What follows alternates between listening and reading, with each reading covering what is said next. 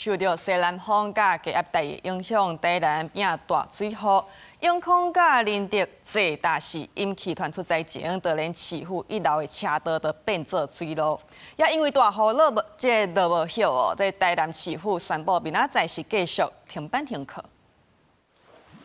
車道變河道，受西南風偏強加大氣壓帶影響，台南23繼續是落大水雨，造成真濟所在路段淹水，就連市府1樓也攏淹起來。水溝掛一條水不起來，敢若噴泉同款。因為道路側溝它的沒有辦法及時排進去箱痕裡面。道路側溝我們一般台南市差不多只有1個小時降雨量，如果超過50到60的時候，那道路就會積水。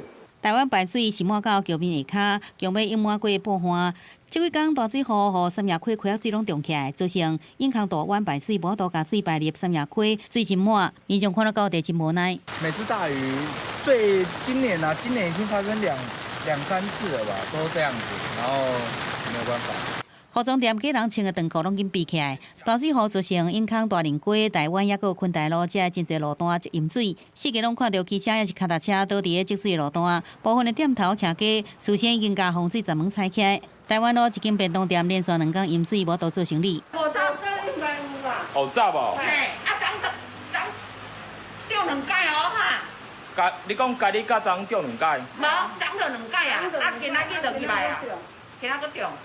安尼你便當店有法度做生意嗎？無法度。監視畫面看到國道1號仁德路段附近邊面的路全部攏是積淹水，全國100巷仁德交流道入口的10道已經關閉封起來。附近的民眾看到水淹入厝內底，無所在通徛，規氣搬椅仔到門口歇涼等水退。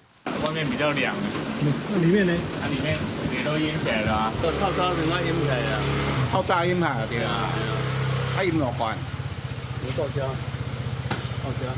中山路風勢線攏誘起來，有處護裝防水閘門，淹過水源淹入去厝內底，民眾只好趕緊用畚斗加水開出去。敢若望大雨的時，趕緊停，莫閣落啊，互損失會較少一點啊。記者綜合報道。